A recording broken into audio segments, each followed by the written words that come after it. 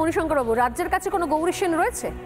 আমি বলছি যে এই যে অনুদানের কথাটা যেটা বলছেন, আপনি যেরকম মনে করছেন যে সত্যি সত্যি এই অনুদানটা দেওয়া উচিত কি উচিত না, এটা আমারও মনে প্রশ্ন জেগেছিল সত্যি সত্যি এটা উচিত কি উচিত না।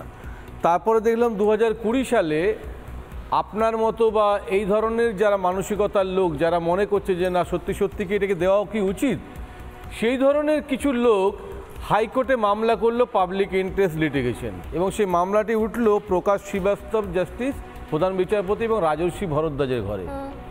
এবং সেখানে করার পরে তারা কিন্তু বলল যে না এই অনুদানটাকে আমরা অন্যায় বলছি না এবং এটা যে আনলফুল সেটিও বলছি না।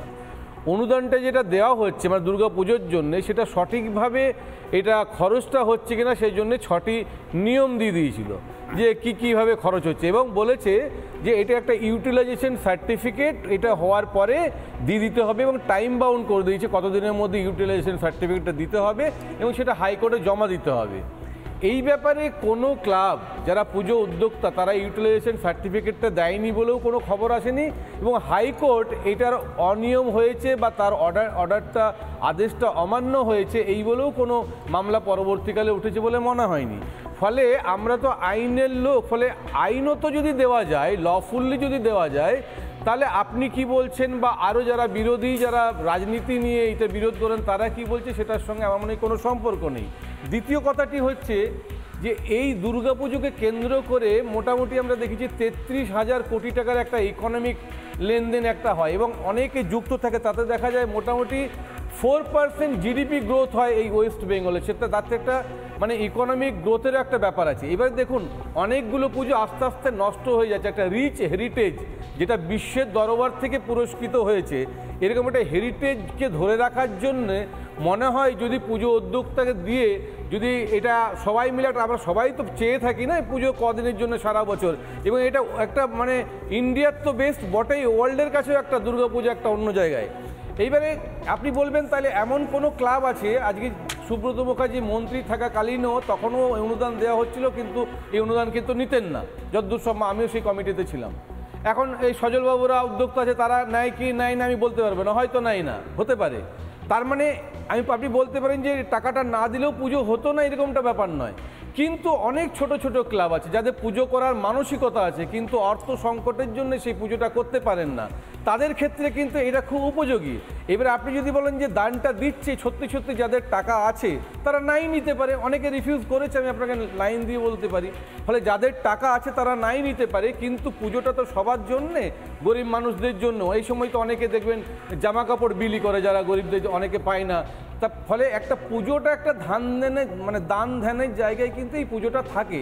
সেই জায়গার থেকে আমি বলবো যাদের সত্যি সত্যি প্রয়োজন তারা অ্যাকসেপ্ট করুন, যদি কারো প্রয়োজন না থাকে তারা সরকারেরই তো টাকাটা থাকবে। এটা তো শুধুমাত্র আপনি বললে হবে না, এটা তো মমতা বন্দ্যোপাধ্যায়কেও বলতে হবে। অনেকে রিফিউজ করে, যাদের দরকার নেই তারা ছেড়ে দিন, আমি বলছি যাদের দরকার তাদের কেন দরকার তারা ডিটেইল কপি দিন বা ডিটেইল চিঠি দিন। উনি তো কাউকে জোর করে বলছেন না নিতেই হবে, না আমি একটা জিনিস আমাকে বলবেন, একটা জিনিস আমাকে বলবেন, নেব না। আপনার যদি বাড়িতে মনে হয় পরিধেয় বস্ত্র নেই, খাওয়ার জন্য চাল নেই, আপনি কি লোকের থেকে টাকা ধার করে নিয়ে এসে পারফিউম কিনবেন? প্রশ্নটা হচ্ছে কোনটা আমার প্রয়োজনীয়, কোনটা না হলে আমার চলবে না। এই মুহূর্তে রাজ্যের আয়ের জায়গাটা কি কি রয়েছে? এক হচ্ছে মদ থেকে শুরু করে, আর অন্যদিকে হচ্ছে লটারি। এর বাইরে এমন কি কি জায়গা রয়েছে? আমরা হচ্ছে মানুষের ট্যাক্সটা যত সামান্য। সেই জায়গা থেকে দাঁড়িয়ে আমি এখানে যে পরিমাণ টাকা এখনো পর্যন্ত খরচ করে আসছি এবং প্রতি বছর টাকা লাফিয়ে বাড়ছে, কতগুলো ডিপার্টমেন্টের রিক্রুটমেন্ট বন্ধ হয়ে রয়েছে। না আমি বলছি আমার প্রয়োজনীয় কোনটা বিষয় সেটা আমি খেয়াল রাখবো, অ্যাড্রেস করব না। যা প্রবলেম তাহলে যা বেকার সংখ্যা, তো দেখলেন বাজেট হলো ইন্টার্নশিপে চলে গেল, কোনো কর্মসংস্থান পার্মানেন্ট কিছু নেই। তার মানে সত্যি সত্যি কি উনি দেওয়ার মতো মানসিকতা ছিল না? আমি যদি নিউট্রালি বলি, এই অবস্থায় কোনো সরকার নেই যে লক্ষ লক্ষ ছেলে মেয়েকে পার্মানেন্ট কোনো জব দিতে পারবে। ভারতের অর্থনৈতিক অবস্থাটা সেরকম জায়গায় মনে হয় দাঁড়িয়েছে, কোনো রাজ্যেই নেই। তাহলে সারা বছর ধরে আমাদের তো অর্থনৈতিক সংকট থাকবে, আনএমপ্লয়মেন্ট থাকবে, পপুলেশন গ্রোথ থাকবে, আমাদের দুঃখ কষ্ট থাকবে। তার থেকেও 4-5টা দিন আমরা অনেক কিছু স্যাক্রিফাইস করেও আমরা চাই যে ওই কয়েকটা দিন সবাই মিলে একটু আনন্দ করি, যেহেতু বাঙালির শ্রেষ্ঠ পুজো। সেটাকে আপনারা মনে করেন না যে এই হিন্দুদের নিয়ে এত কথা বলেন, সেখানে হিন্দুদের একটা ঠিক। ফেস্টিভ্যাল, সেই জায়গাটাতে অ্যাটলিস্ট কিছু স্যাক্রিফাইস করো, অ্যাটলিস্ট ওই চারটা দিন থাকি। আপনি হিন্দু বিষয়ে আনতেই পারেন, হিন্দু পুজো, হিন্দু সেন্টিমেন্ট, একটা যদি কম স্যাক্রিফাইস করা যায় আপনি আনতেই পারেন। যদি এই প্রশ্ন আমি পাল্টা যদি আপনাকে জিজ্ঞাসা করি, তাহলে এত পুজো নিয়ে যদি স্যাক্রিফাইস হয়, এত পুজো নিয়ে যদি মাথা ব্যথা হয়, আর যদি হিন্দু সেন্টিমেন্ট নিয়ে মাথা ব্যথা হয়, তাহলে সেই দুর্গাপুজোর বিসর্জন পিছিয়ে দিতে হয় কেন? প্রশ্ন অনেকগুলো আসে, পাল্টা প্রশ্নের পাল্টা প্রশ্নই আসবে, কিন্তু উত্তর পাওয়া গেল না যে ঋণ করে করে ঘি খাওয়ার প্রবণতার কতদিন চলবে। কোথায় দাঁড়িয়ে রয়েছে আমরা, ভান্ডার কোথায় রয়েছে, ভাড়ার কোথায় রয়েছে, আমি উত্তর নেব। বেআইনি সম্পর্কে আলোচনা করতে পারেন, কিন্তু আইনি পথে যে দেওয়াটা সেটা আপনি কিন্তু করতে পারেন। সজল ঘোষ, দেখুন মনিদা খুব ভালো কথা বলে, তো উকিল মানুষ, বলেছে মনের দুঃখ কষ্ট ভোলার জন্য এই কদিন না হয় দেদার ফুর্তি করল। তো মনের দুঃখ কষ্ট ভোলার জন্য পাড়ার ছেলে মদও খেয়ে নিল, বাড়ির ছেলে মদও খেয়ে নিল, মনে এত দুঃখ কষ্ট। আবগারি ব্যবসা থেকে কিন্তু রাজ্যের আয় হয়, আবগারি থেকে। আমি বলছি ধরুন বাড়ির জিনিসপত্র বেচে নেশা করে ফেললো, মনের দুঃখ কষ্ট ভুলবে বলে। আপনি কি সেরাম চাইছেন? 6 লক্ষ কোটি টাকা ঋণ, 7 লক্ষ কোটি টাকা ঋণে শ্রীলঙ্কা দেশটা উঠে গেল। আমার কোনো আপত্তি ছিল না, আমার কোনো আপত্তি ছিল না। মুখ্যমন্ত্রী নিজে দিয়েছেন, সেটা নিজে ভুলে গেছেন। প্রথম শুরু করেছিলেন 10,000 টাকা দিয়ে, সময়ের সাথে সাথে উনি বেড়েছেন। যেমন করে ডিএরা প্রার্থীরা ডিএ চাইছেন, যে বাড়তি বাজার মূল্য বাড়ছে তুমিও ডিএ দাও, সেটা উনি দিতে পারছেন। আপনি যে টাকাটা দেখালেন 1,650 কোটি টাকা, সত্যি তো কেন্দ্রের কাছে কখনোই হাত পাততে হতো না এই টাকাটা যদি ব্যবহার করত।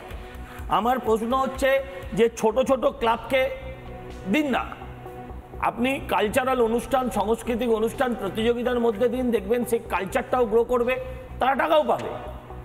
প্রশ্ন হচ্ছে আনলফুল কি লফুল? আমি আনলফুল লফুলের প্রশ্নে যাচ্ছি না, প্রশ্নটা হচ্ছে এথিক্যাল কিনা। একটা গভর্নমেন্ট সে তো ধর্ম নিরপেক্ষ, সে ইমামকেও ভাতা দিতে পারে না, সে পুরোহিতকেও ভাতা দিতে পারে না, আর সে দুর্গাপুজোকেও দিতে পারে না। আমি তো বিজেপি করি, আমরা তো সাম্প্রদায়িক আপনাদের কথা অনুযায়ী। আমি বলছি এ কথা, আপনি আমাকে বলুন যে টাকাটা খরচা হচ্ছে সেই টাকাটা দিয়ে দিলে হয়তো দিয়ে সমস্যাটাই মিটে যেত। আপনি বলুন এই টাকায় কত প্রাইমারি শিক্ষককে মাইনে দেওয়া যেত। এই রাজ্যের মেয়েরা নিজেদের মাথা চুল কামাচ্ছে মনিদা, আর আপনি এসব কথা বলছেন, আইনের কথা বলছেন, নিয়মের কথা বলছেন, আপনি নৈতিকতার কথা বলুন। মুখ্যমন্ত্রী বলছেন গরিব থাকো, আর পুজো কমিটিকে দিচ্ছেন 85,000, আবার সামনেবার কত দেবেন সেটাও বলে রাখছেন যে ভাই তোরা যেন এদিক ওদিক করিস না। এই যে রাজনীতিটা, এই যে রাজনীতি, উনি মন্দির করছেন ডানাত দিয়ে, আর যারা মন্দির ভাঙবে তাদের বাড়াচ্ছেন বাহাত দিয়ে। তাহলে উনি ইতিহাসে টিকে থাকতে পারবেন না, যে মন্দির কে প্রতিষ্ঠা করেছিলেন সেটাও থাকবে না। ওনার এই যে বর্তমান ভোট পলিটিক্স, এই ভোট পলিটিক্সের জন্য আজকে পশ্চিমবঙ্গে সবাইকে সাফার করতে হচ্ছে। মনিদা বললেন 35,000 কোটি টাকার ব্যবসা, আমি বলছি ভুল বলেছে, 50,000 কোটি টাকার বেশি ব্যবসা হয়। আর এটা আজ থেকে হয় না মনিদা, আপনার বাবাও আপনাকে জামা কিনে দিতেন, জামা কিনে দিলে এটা জামার ব্যবসা হয়, জুতো কিনে দিলে জুতোর ব্যবসা হয়। আপনিও ছোটবেলায় মণিহারি দোকানে গিয়ে স্টল থেকে আইসক্রিম কিনে খেতেন, তারও ব্যবসা হতো। এটা নতুন কিছু নয়।